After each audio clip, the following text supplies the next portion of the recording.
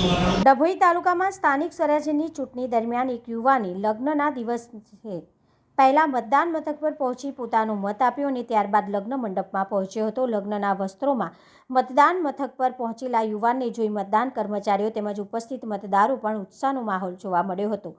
યુવાને જણાવ્યું હતું કે મતદાન કરવું એ દરેક નાગરિકની ફરજ છે અને લગ્ન જેવી ખુશીના પ્રસંગે પણ આ ફરજ ચૂકવી શકાય તેમ નથી.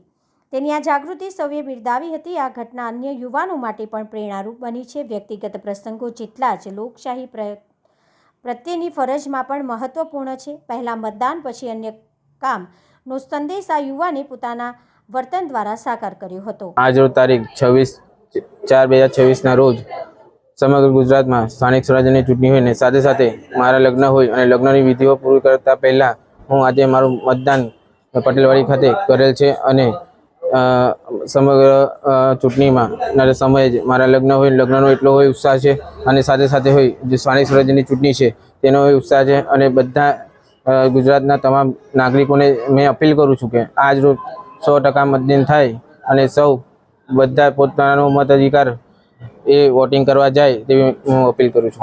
આજ રોજ તમારો જે લગ્ન છે તમને કેવી આઈડિયા આવી કે પહેલા મતદાન કરો પછી મેં લગ્ન બધા એક જાગૃત નાગરિક તરીકે જેટલી સ્થાનિક સ્વરાજ્યની ચૂંટણી આવતી હોય અને મારો મત કરવાનો અધિકાર હોય જેથી કરીને હું ફર્સ્ટ ટાઈમ પહેલી જ વાર લગ્નની વિધિઓ પહેલાં હું વોટિંગ કરવા ગયો અને વોટિંગ કર્યું.